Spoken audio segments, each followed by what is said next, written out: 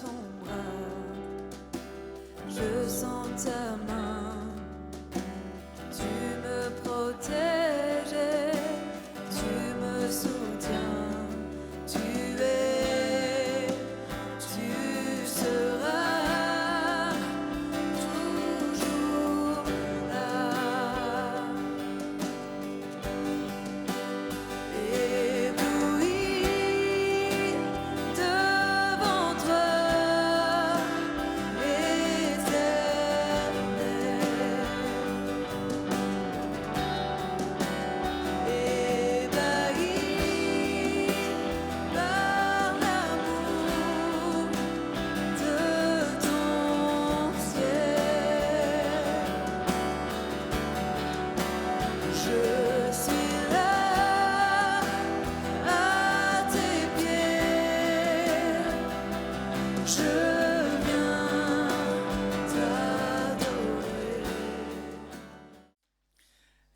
ensemble écouter la parole de Dieu. Et je voudrais commencer par lire la fin du chapitre 8 et le début du chapitre 9 de l'Épître aux Romains, puisque c'est l'Épître aux Romains qui nous accompagnera pendant ce week-end.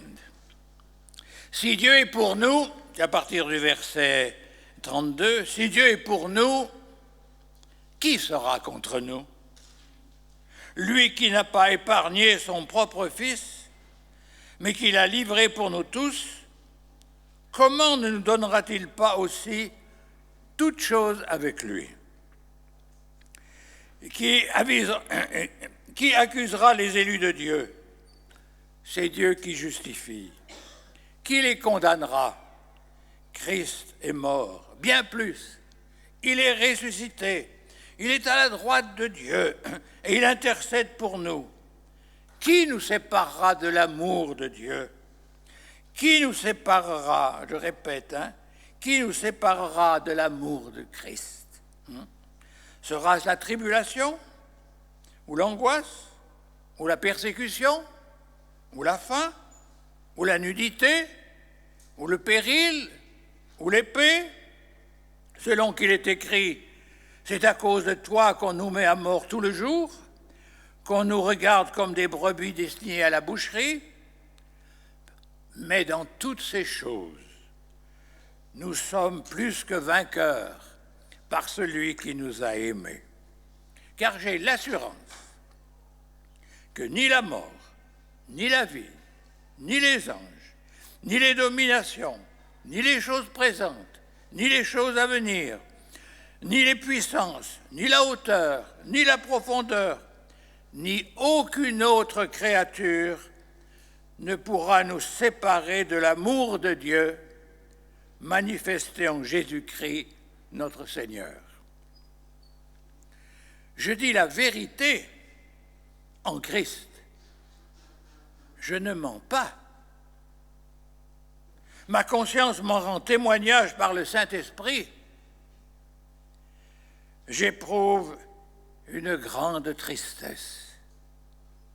J'ai dans le cœur un chagrin continuel, car je voudrais moi-même être anathème et séparé de Christ pour mes frères, mes parents, selon la chair, qui sont israélites, à qui appartiennent l'adoption et la gloire, et les alliances, et la loi, et le culte, et les promesses, et les patriarches, et de qui est issu, selon la chair, le Christ, qui est au-dessus de toutes choses, Dieu béni éternellement. Je ne sais pas comment vous réagissez à cette lecture. Comment comprendre ces deux passages de l'Épître aux Romains que je viens de lire? Ne sont-ils pas contradictoires et même carrément opposés? Le premier est un cri de louange assez extraordinaire. C'est l'apôtre Paul qui dit, c'est une sorte d'hymne à la joie, fantastique, et à la victoire, rempli d'enthousiasme et de reconnaissance. On sent Paul bouleversé jusqu'au plus profond de lui-même, hein, et qui n'a pas assez de mots pour exprimer sa joie, sa reconnaissance, son enthousiasme, et qui dépasse tout ce qu'il avait même pu imaginer. Si Dieu est pour nous, qui sera contre nous? J'ai l'assurance que ni la mort, ni la vie, rien ne pourra nous séparer de l'amour de Christ. Et puis juste après, sans aucune transition, le même Paul écrit « J'éprouve une grande tristesse. J'ai dans le cœur un chagrin continuel. » Et pour bien montrer qu'il ne divague pas, qu'il n'exagère pas, mais qu'au contraire, il est dans la pure vérité, il ajoute solennellement, hein, il prend à témoin, et quel témoin? Sa conscience, le Christ, hein, et le Saint-Esprit. Je dis la vérité en Christ, ma conscience m'en rend témoignage par le Saint-Esprit. Comment comprendre ces deux passages, ce premier passage qui est un des plus beaux passages de tout le Nouveau Testament et de toute la Bible, et ce deuxième passage? Et nous ne remarquons pas toujours l'opposition qui existe entre ces deux textes, car dans nos Bibles, l'émerveillement de l'apôtre, cet hymne à la joie, hein, c'est la fin du chapitre 8. Et alors que cette tristesse continuelle dont il parle, c'est le début du chapitre 9. Et entre le chapitre 8 et le chapitre 9, nos Bibles ajoutent des sous-titres, hein, et des choses en italique, si bien qu'on lit souvent le chapitre 8, puis on s'arrête là, et puis ensuite on commence une autre fois pour un autre passage au début du chapitre 9. Mais Paul n'écrivait pas par chapitre, ni en rajoutant des sous-titres. Les manuscrits que nous avons, hein, montrent bien que Paul écrit d'un seul jet. C'est une seule et même tirade. D'où vient donc cette double réalité? L'extraordinaire hymne à la joie et la tristesse continuelle. Comment l'apôtre peut-il vivre ces deux choses ensemble? Et cela a-t-il un enseignement pour nous? Paul, qui s'appelait encore Saul de Tarse au moment des faits, a vécu un véritable tsunami sur le chemin de Damas. Un tsunami physique d'abord.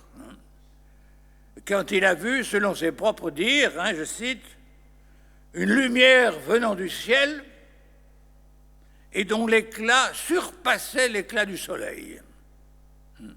De plus, il a entendu une voix qui l'interpellait. Et ça l'a tellement bouleversé qu'il est tombé par terre.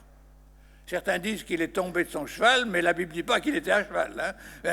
Mais ce qui est sûr, c'est qu'il est tombé par terre. Et lorsqu'il s'est relevé, il était aveugle. Mais plus encore qu'un tsunami physique, ce fut encore plus un tsunami spirituel et un tsunami moral et psychologique. Toute sa fierté, tout son orgueil, hein, de pharisien sérieux et zélé, oui, toute sa fierté d'être un théologien brillant, hein, promis un bel avenir, qui savait quasiment par cœur tout l'Ancien Testament, est tombé par terre avec lui. Et aussi il dit, « Mais qui es-tu, Seigneur ?» Lui qui savait quasiment tout. Et il avoue là son ignorance. C'est le verset 5 du chapitre 9 des Actes. Et il pose une autre question, « Que veux-tu que je fasse ?» Il demande encore dans un acte d'humilité qui ne devait pas avoir été très fréquent jusque-là. Et Dieu va répondre très vite à ces deux questions. À Damas, Paul rencontre d'abord Ananias, puis les autres disciples présents dans la ville, ceux-là même, je pense, qu'il était venu arrêter. Et leur témoignage va bouleverser Saul de Tarse. Et que nous dit le texte biblique? Saul resta quelques jours avec les disciples qui étaient à Damas. Et aussitôt, il prêcha dans les synagogues que Jésus est le Fils de Dieu. Et le texte précise, Paul confondait les Juifs qui habitaient Damas, démontrant que Jésus est le Christ. C'est toujours au chapitre 9 des Actes. Il a donc suffi de quelques jours pour que Paul, pharisien fanatique, change aussi fondamentalement. Comment comprendre que cet homme au grand savoir, comme dit le gouverneur Festus au chapitre 26 des Actes, se fasse si facilement, si rapidement, si complètement convaincre? Ça me fait penser à un cher ami juif, ancien étudiant dans une yeshiva, qui correspond à peu près à une de nos facultés de théologie, et il m'a raconté son parcours assez peu banal. Au cours de ses études, il a désiré savoir ce que les chrétiens, qui fréquentaient, parce qu'il était français, ce que les chrétiens croyaient, et alors il s'est acheté un Nouveau Testament qu'il n'avait jamais lu. Et en le lisant, il a été complètement bouleversé, bien au-delà, là aussi, de tout ce qu'il avait pensé. Et il m'a dit, dès le début de ma lecture, tout était nouveau pour moi. Mais en même temps, je me suis senti chez moi. Et en lisant au fur et à mesure les évangiles et les épîtres, il dit, mais les prophéties sont accomplies. Mais le Messie est venu. Mais tout ce que disait l'Ancien Testament est arrivé. Tellement que, il m'a dit, je me suis converti, d'ailleurs tout seul, je me suis converti en lisant le Nouveau Testament, tout seul dans ma chambre, sans cesser d'être juif. Car j'ai réalisé que les promesses faites par les patriarches, aux patriarches, et les prophéties annoncées s'étaient accomplies. Et il est devenu un chrétien très engagé. Et c'est au fond ce qui s'est passé avec l'apôtre Paul. Dans les versets 4 à 5 du chapitre 9, il dit, de l'épître aux Romains, mes frères, ceux de ma race, sont les membres du peuple de Dieu. Dieu a fait de ses fils et leur a accordé sa présence glorieuse. Il a conclu ses alliances avec eux et leur a donné la loi, le culte, les promesses. Ils sont les descendants des patriarches et le Christ en tant qu'homme est de leur race, lui qui est au-dessus de tout, Dieu plus grand que tout, toujours. En écrivant cela, Paul a compris. Je pense en lisant le Nouveau Testament, enfin, il n'était pas encore écrit, hein, mais en entendant les premiers témoins de ce que Jésus a dit, il a compris que tout ce qu'annonçait la loi était accompli. Hein, et que l'alliance avec Dieu, et ça je crois que c'est important, hein, le témoignage d'Ananias et des autres disciples, hein, il a compris, l'apôtre Paul, que Dieu n'avait pas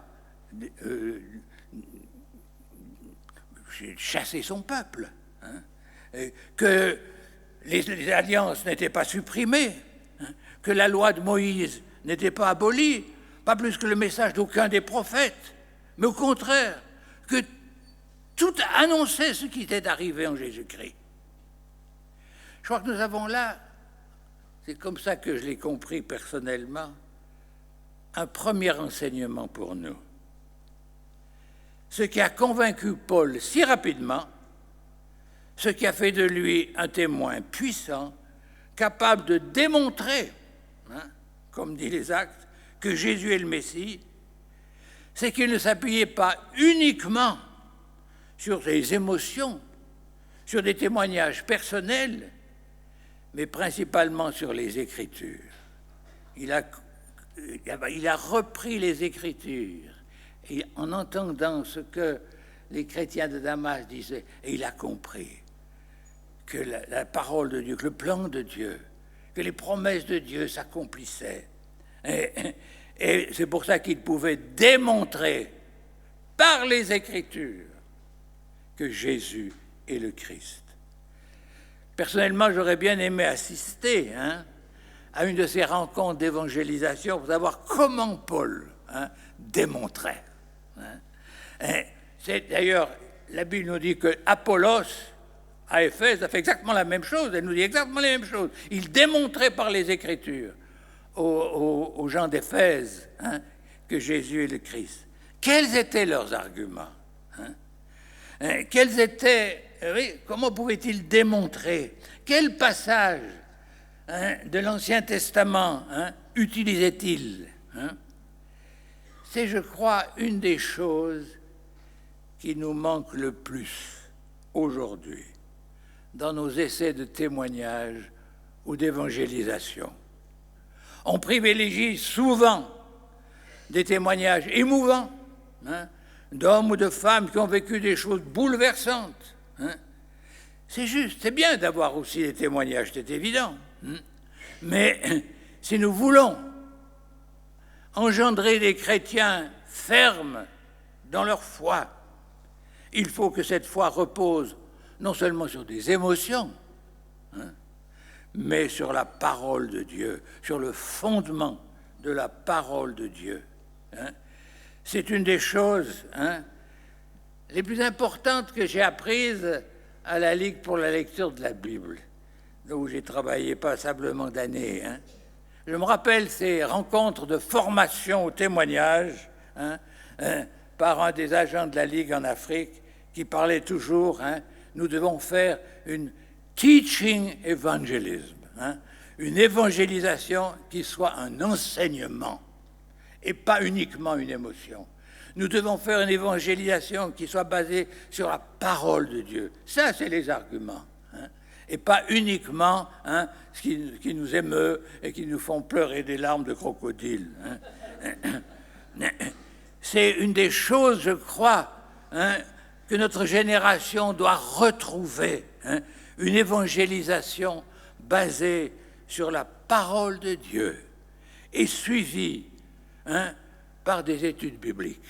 Je me rappellerai toujours un camp de la Ligue, toujours, mais vécu au Ghana, en Afrique, il y a maintenant bien des années. Le directeur du camp, qui était un Africain, Philemon Koué, était commodore dans l'armée ghanéenne, c'est-à-dire vice-amiral à peu près. Il était commandant de la flotte du Ghana. Et c'était un chrétien très, très, très, très engagé, très militant. Et après le camp, il m'a invité quelques jours chez lui. Et un matin, il m'a invité à participer à l'étude biblique qu'il présidait avec tout son état-major. Et c'était le premier chapitre de l'évangile de Jean. Et il a bien expliqué, verset par verset, et quand il est arrivé au verset 12, à tous ceux qui l'ont reçu, donc la lumière qui est le Christ, à tous ceux qui l'ont reçu, Dieu a donné le pouvoir de devenir enfant de Dieu. Alors il a arrêté sa lecture, il s'est tourné vers tous ces officiers qui étaient là, et il leur a dit, « Est-ce que vous êtes devenus des enfants de Dieu ?» Silence. Puis il a continué à commenter la fin du chapitre 1er de l'évangile de Jean. Et je suis rentré dans ma chambre, là, chez lui. Elle s'est bouleversée, étonnée, elle me dit, je ne suis pas sûr que dans l'armée suisse, ce serait possible. Mais je n'étais pas au bout de mes surprises. Le soir même, juste avant le repas, alors que le commodore venait de rentrer de sa journée de travail, on sonne à la porte. C'était un officier anglais de son état-major. Et j'ai assisté à une scène que je n'oublierai jamais. Cet officier britannique, très bien, typiquement l'officier britannique, il s'est dit, Commodore, vous m'avez beaucoup impressionné ce matin. Moi, j'ai toujours été un chrétien assez tiède. Je regardais d'assez loin les choses de Dieu. Et vous avez dit qu'on pouvait devenir enfant de Dieu. Expliquez-moi, comment peut-on devenir un enfant de Dieu? Et là, j'ai assisté, encore une fois, je n'oublierai jamais, j'ai assisté dans le salon de ce commodore, comment cet officier noir a expliqué à cet officier blanc comment devenir un enfant de Dieu par le premier chapitre de l'évangile de Jean. Teaching evangelism, une évangélisation qui était à la fois personnelle, témoignage, mais basée sur la parole de Dieu.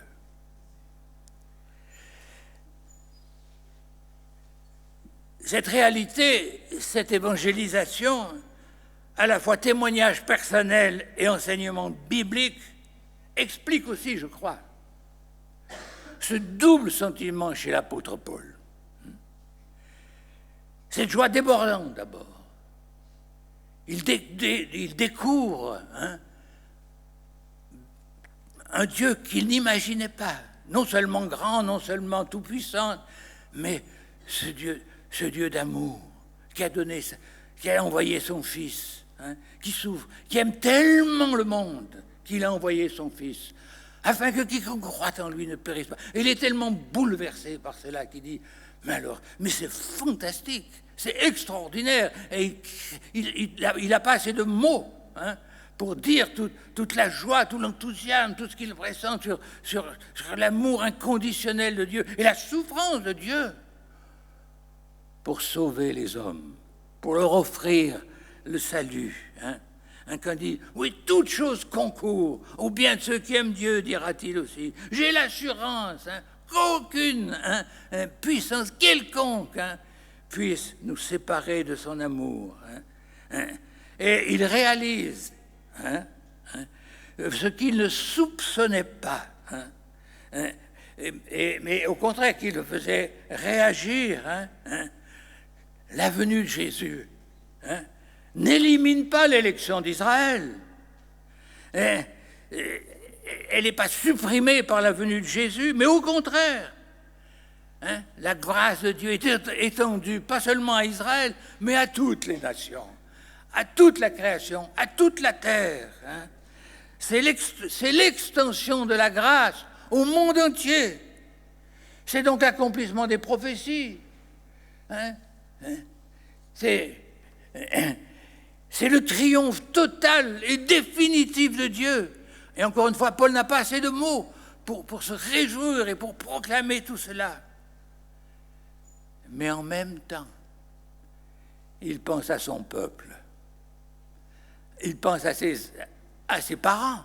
hein, à sa famille. Il pense oui, peut-être à ses cousins, que sais-je, et à tout le peuple d'Israël qu'il aime, qu'il n'a jamais quitté, hein, dont il ne s'est jamais désolidarisé, hein, et qui n'ont pas compris l'extension merveilleuse du plan de Dieu, hein, et qui portent encore, comme lui les avait portés si longtemps, des écailles, et sont aveugles en ce qui concerne la grâce et l'amour de Dieu, qui a donné son Fils, afin que quiconque croit en lui ne périsse pas, mais qu'il ait la vie éternelle. Et cet aveuglement, cette incrédulité, lui cause un chagrin tel qu'il préférerait être même exclu de la grâce, pourvu, hein, que d'autres puissent la vivre. Et je crois que à la fois cet enthousiasme et cette souffrance sont les deux faces, hein, de ce qu'il comprend, de ce qu'il réalise. Un Dieu si grand qui se donne lui-même pour le salut du monde. Mais c'est au-delà de tout ce qu'on peut imaginer. On ne peut pas laisser, hein, cet amour de Dieu, cette action de Dieu sans réponse.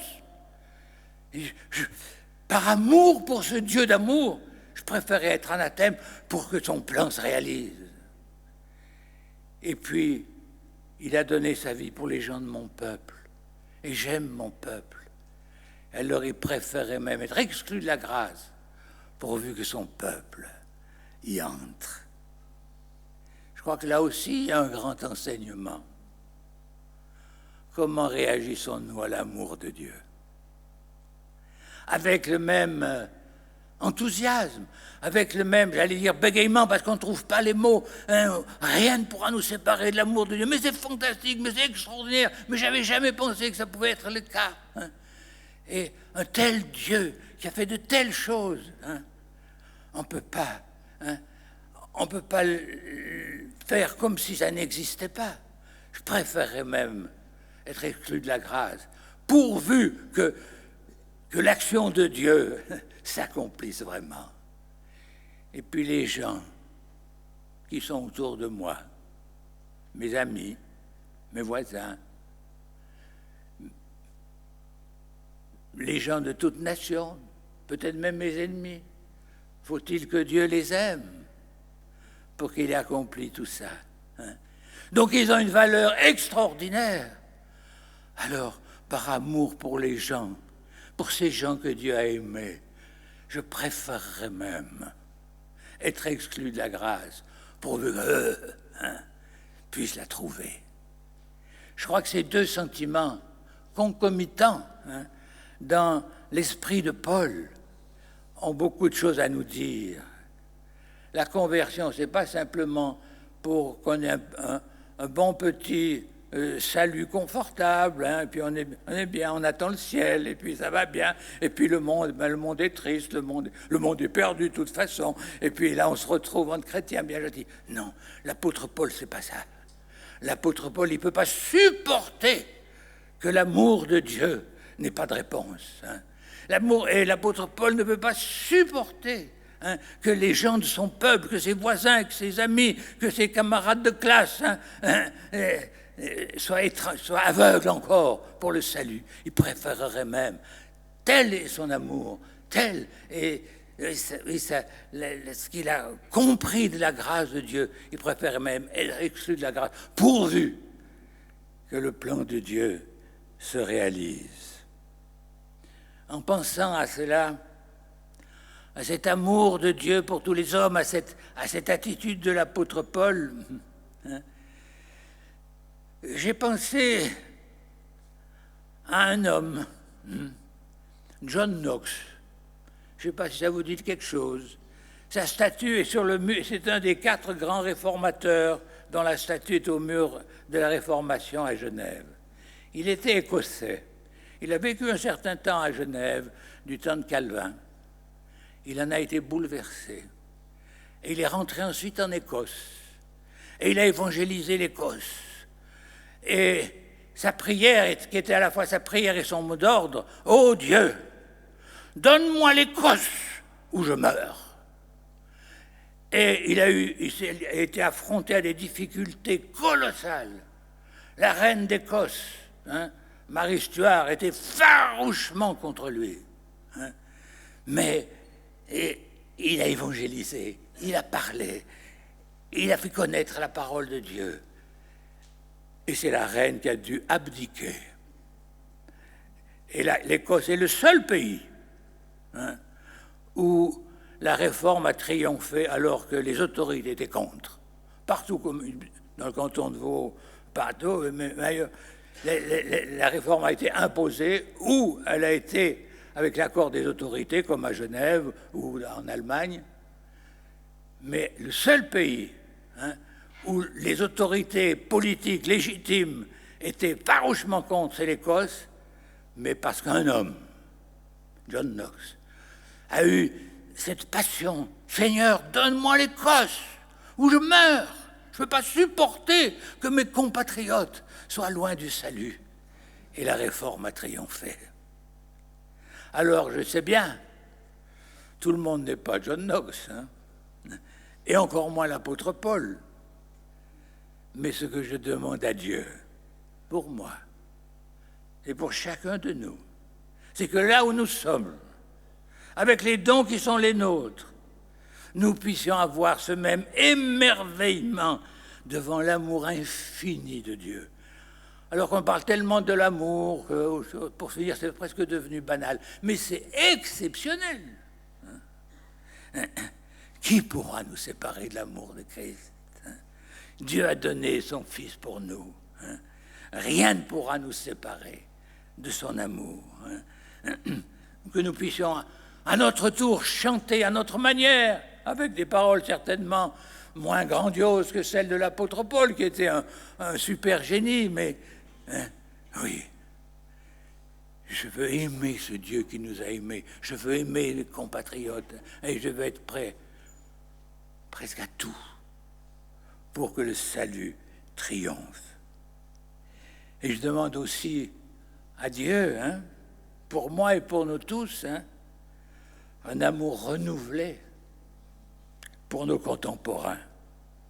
Je ne sais pas s'il faut souhaiter un chagrin continuel, mais face à l'indifférence qui gagne aujourd'hui, ou le refus de l'Évangile que nous voyons souvent, et dont j'ai l'impression que parfois, et parfois moi le premier, on s'est habitué. Ben c'est comme ça. Paul ne s'est pas habitué. John Knox ne s'est pas habitué. Il dit non, l'amour de Dieu doit triompher. Je préférerais même moi être anathème, pourvu que l'amour de Dieu triomphe. Et pourvu que les hommes pour qui Jésus est mort acceptent le salut. Pour tous ceux qui sont, comme dit l'apôtre Paul, sans espérance et sans Dieu dans le monde. Seigneur, renouvelle notre amour pour les hommes et les femmes que tu aimes et pour lesquels tu es venu dans le monde. Est-ce qu'on peut dire, Jésus dit qu'il y a de la joie dans le ciel pour un pécheur qui se repent. Est-ce que ça veut dire que pour un pécheur qui ne se repent pas, il y a de la tristesse aussi dans le ciel? Parce que Jésus dit, je suis mort pour eux, ils n'ont pas voulu. Et parmi les hommes et les femmes qui sont sur la terre et qui ont accepté ce salut, il n'en est pas beaucoup qui se lèvent pour dire, comme John Knox, Seigneur, donne-moi Yverdon, Seigneur, donne-moi Genève, Seigneur, donne-moi le canton de Vaud, Seigneur, donne-moi la Suisse, ou je meurs. C'est ce zèle-là, c'est cet amour-là que, je crois, ce chapitre de l'apôtre, de l'épître aux Romains nous dit. Et en relisant récemment les Actes des Apôtres et les Épîtres, j'ai été frappé, comme tout à nouveau, de la croissance rapide des premières communautés chrétiennes. Et je crois qu'une des raisons principales, c'est précisément ce que Paul décrit ici. À la fois cet amour pour Dieu qui fait qu'on répand son amour, puisqu'il est venu, je veux le dire aux autres. Je ne peux pas m'empêcher, comme dit l'apôtre Paul, malheur à moi si je n'évangélise. C'est pas un luxe. Je ne fais pas ça comme ça. C'est la nécessité m'en est imposée. C'est ce qu'il dit lui-même. Parce que je ne peux pas me taire devant cette bonne nouvelle. Et à la fois cette tristesse, justement, de tant de gens qui sont aveugles encore et qui ont besoin qu'on leur ouvre les yeux. Que Dieu nous donne à la fois cette joie contagieuse et l'assurance du salut, et cette tristesse et ce souci face à l'indifférence, pour que nous soyons comme l'apôtre Paul, et qui peut dire, nous aussi, nous n'avons pas honte de l'Évangile. C'est une puissance de Dieu pour le salut de quiconque croit. Et puis, ce sera mon dernier mot, il y a aussi un ultime enseignement à ce texte des Romains. C'est dans la droite ligne de ce qu'on a entendu hier soir. C'est le lien indissoluble et indissociable qui existe entre l'Église et Israël. Pas politique, bien sûr, mais spirituel et théologique. Et Paul va l'expliquer longuement dans les chapitres 9 à 11 de cette épître aux Romains, et nous y reviendrons au cours de ces journées ici. Mais nous qui étions encore l'olivier sauvage, nous n'avons pas à nous gonfler d'orgueil, mais l'olivier franc, l'olivier légitime, si je puis dire, c'est Israël. Nous n'avons pas à nous enorgueillir, car, rappelle Paul, ce n'est pas toi qui portes la racine, c'est la racine qui te porte. Merci pour ce que vous avez dit hier soir, et que nous puissions nous aussi entrer dans un amour et une intercession toujours plus grande et toujours plus forte pour ce peuple, grâce auquel nous avons pu être greffés, et qui est notre racine. Quoi que nous fassions, il est notre racine. Que Dieu puisse nous inspirer, non seulement des prières, mais de nous engager, je dirais, à la manière de l'apôtre Paul, ou si vous voulez, de John Knox, pourquoi pas, ou d'autres, qui ont donné tout ce qu'ils avaient pour proclamer l'Évangile. Je vous invite à la prière.